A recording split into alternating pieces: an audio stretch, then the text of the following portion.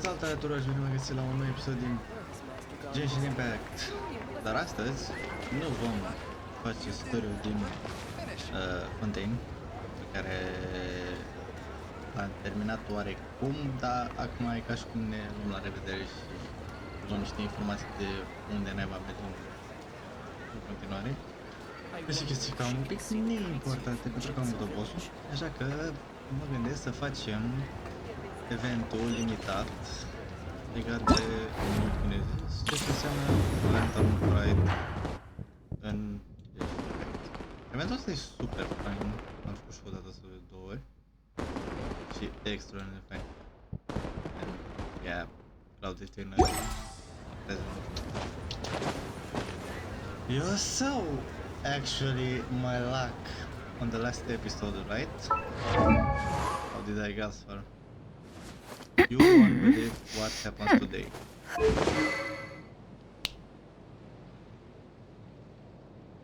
This game is not for real. Literally my Arlecchino is fucked. Yeah! Skyward! Got her! She's more fucked up. Aoleu, swap this. So lively! Yeah! Skyward! Got her!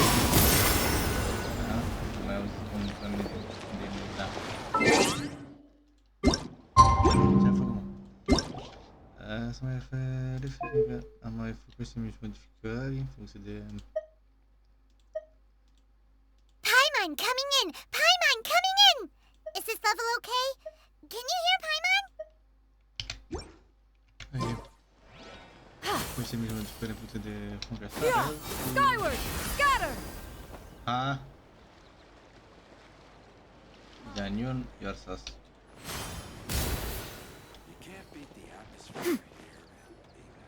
Kuching and Charlotte! Paimon never thought she'd see you two together. De ce ne-am teleportat de la noapte la zi? Și ce caut asta aici? Nice to see you again, Traveler and Paimon. Asta ne bea după ce? Oh, we're not interrupting anything, are we?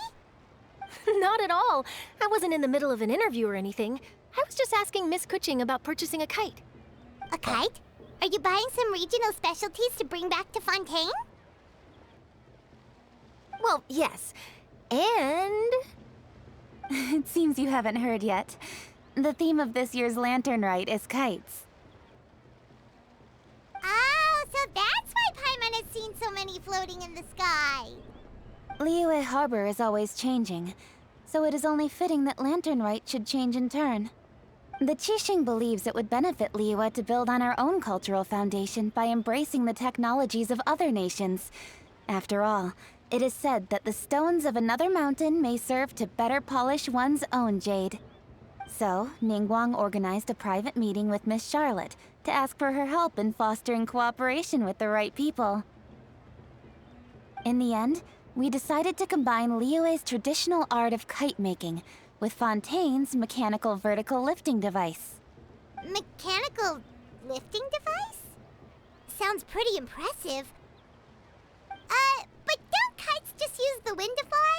Why would you need to add something mechanical? Well, you've actually just answered your own question, Paimon.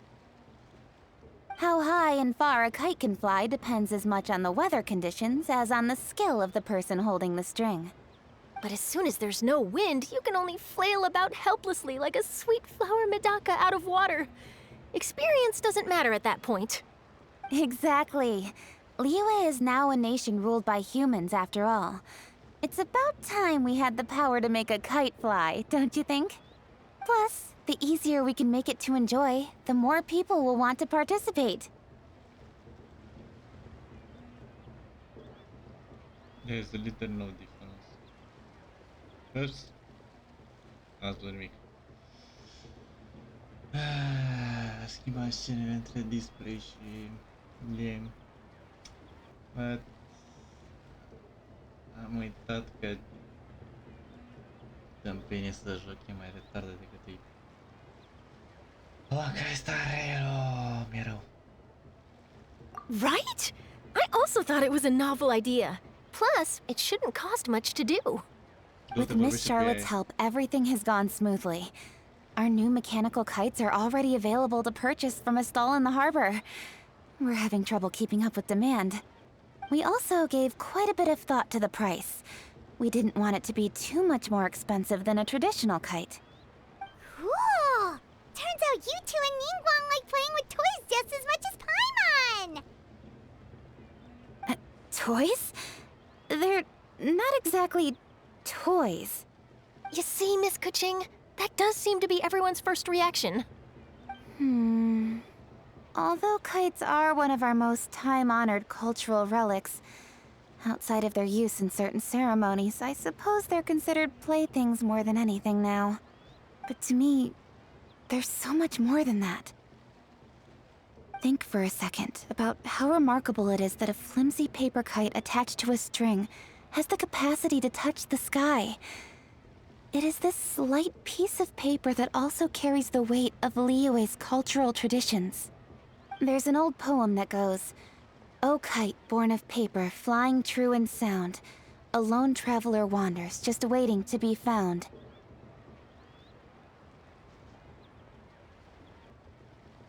Ya, nothing more. Mau beli satu klik. Tentang mau tu point je. In the past, poets from Liyue used kites to symbolize a feeling of longing, or evoke the peacefulness of idyllic rural scenery. If the people of today can derive enjoyment from this activity, they will not only be more likely to better appreciate the tradition, but also to pass it down to the people of tomorrow. That's the Kuching we know, always thinking 5 steps ahead of anyone else. Well said, Miss Kuching. I've learned quite a bit myself. As long as you're willing to listen, I'm happy to share. I also know quite a lot about the various folk traditions related to kites. For example, whenever a kite blew away, people would say it was the Adepti that summoned the wind to take it away as an offering. That way, you can turn an unfortunate event into an auspicious one. What about something more fun? Do you know anything like that? More fun. Let me think. Oh, I suppose we should first talk about how kites are made. It's another one of our precious forms of traditional craftsmanship.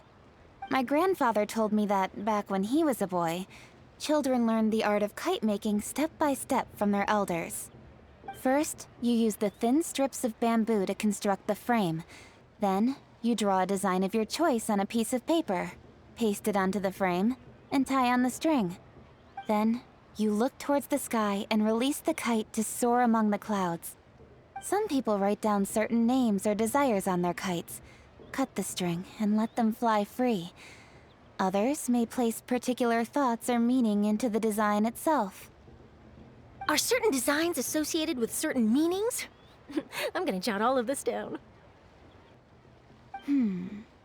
Well, for example, kites in the shape of a butterfly typically symbolize freedom, happiness, or the desire to break free. Fascinating. What else can you tell me? The scissored-tailed swallow is the most classic design. It symbolizes good fortune and joyful tidings. Different colors also have small variations in meaning. Are these commonly understood meanings and symbols in Liyue? Kind of like the language of flowers in Fontaine. I believe so. Most have probably heard something about it from their elders at some point. If you're interested, Miss Charlotte, I have several books on the topic that I could lend you. They could be a useful reference. That would be a huge help! Great! Looks like I've got the outline for quite the article on my hands. Perfect! We're gonna take a look around. Then I'll show Miss Charlotte to my home for a little while. Best je faz. I almost forgot. The Ministry of Civil Affairs is hosting a kite flying contest on the night of Latern Rite. If you're interested, you're more than welcome to bring a kite and participate. The rules are simple. Whoever flies their kite the highest and furthest within the time limit will receive a special honor along with a secret prize. I've already prepared more than enough empty film for the event. I can see the spectacle already. Mau stânga dreapta între monitoare și... cred că aici următorul principal. Toate culorile sunt mai palide și asta din dreapta unde e OBS-ul, toate sunt mai bright. Deci aici e palid, aici e totul luminos. What the fuck? Oh, Paimon was on board the moment you said secret prize. Then I'll look forward to seeing your performance. You bet! See you then!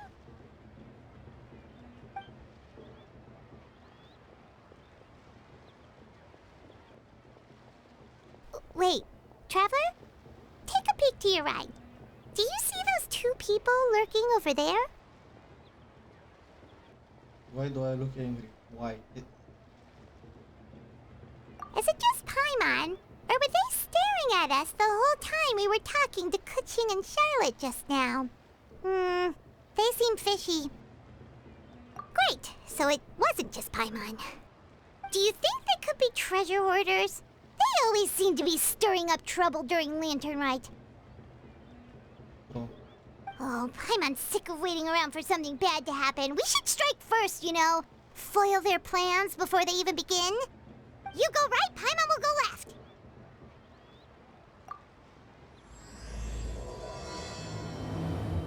O iau varsă de când ai început să faci scene de genul ăsta în Genshin Impact. Am că asta nu mă aștept în jocul ăsta, nu. Where the fuck are you going?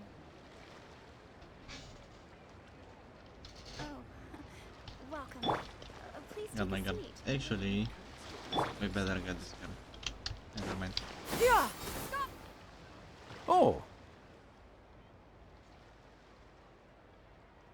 It is with such an air of urgency that you appear before us. Your comportment suggests you believe us to have committed some heinous crime. Perhaps you could enlighten us as to your intentions. Whoa, where did this fuddy-duddy come from? You should be the one doing the enlightening, buddy. Don't think we didn't notice you eavesdropping. One look and we could tell you were up to no good. Tell us everything, starting with your name. De ce a zis Daddy? Dude. De fapt, stai... Sună greșit! Și din gura mea sună greșit. Fucking hell. Pronunția lor pe U. One bears no secrets before two such as yourselves. You stand in the presence of the mighty and illuminated Adeptus, Moon Carver. For the purpose of this foray into the mortal realm, however, you may address one as Hojong. Ăla e Moon Carver. Știu cine e, dacă ai idee. What the fuck? Și ăsta știu cine e. E cioroi ăla alt negru. Ce am putut să zic? Ta. Doamne. E pasărea aia.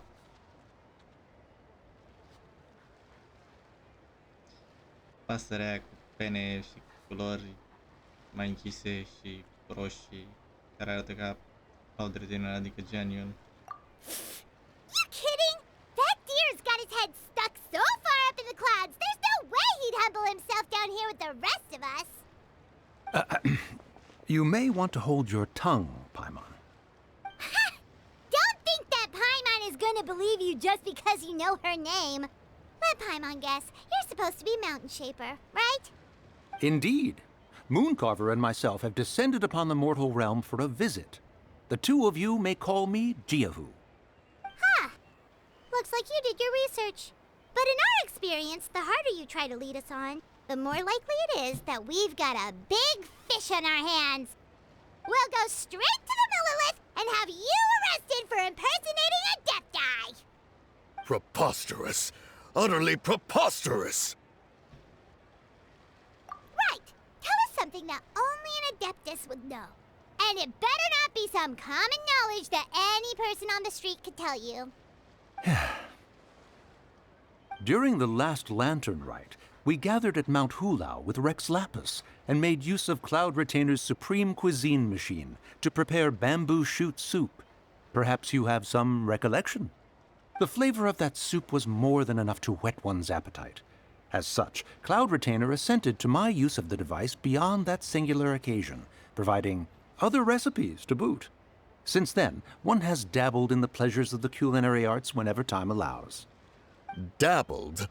Upon one's last sojourn to your mountain, did you not immediately attempt to hide the device behind a chunk of amber as soon as one's presence was known?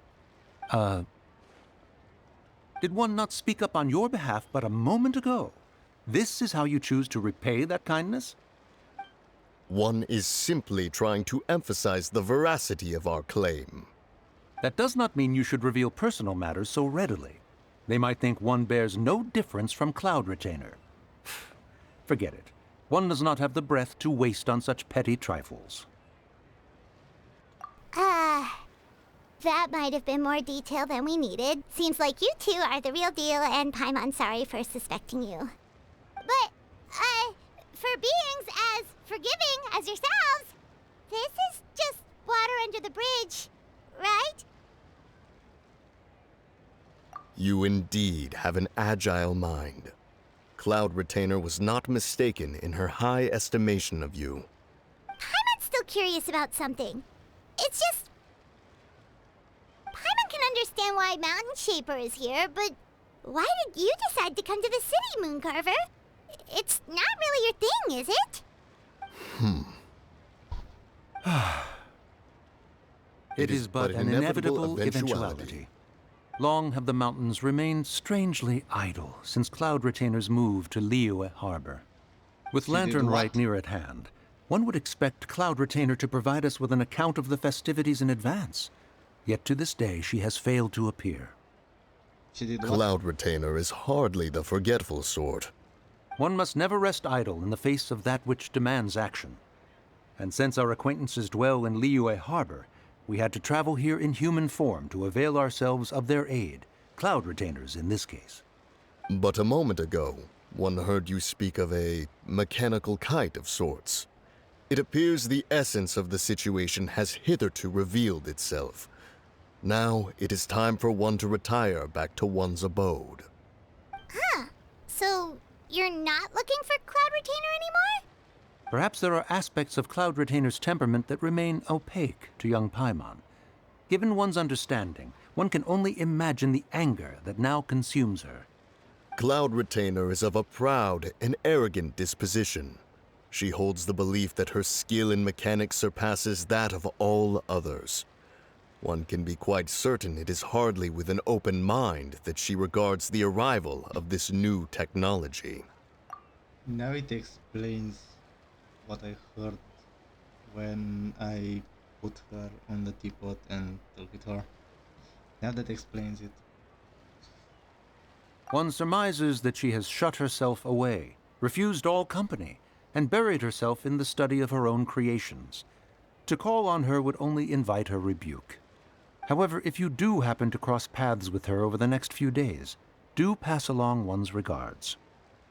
Sure, leave it to us. Have a safe trip back, enjoy the scenery, and happy Latern Rite! Thank you for your kind words. We shall now depart. We got all worked up for nothing, huh? All that trouble and it turned out to be people we knew all along. Well, it's still pretty early. Let's head over and check out the kite stalls. Paimon wants to see what kinds of kites we can buy to use in the competition. The bigger and prettier, the better.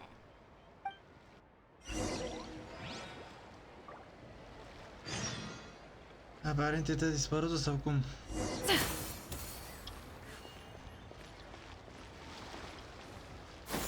Skyward! Bă, să nu fac greșeala asta iar. Stați așa. Borderless, full screen.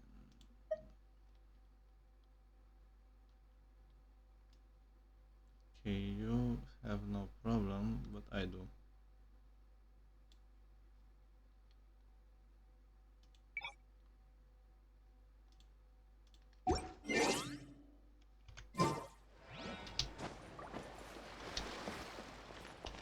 Jumping when I... Oh yeah.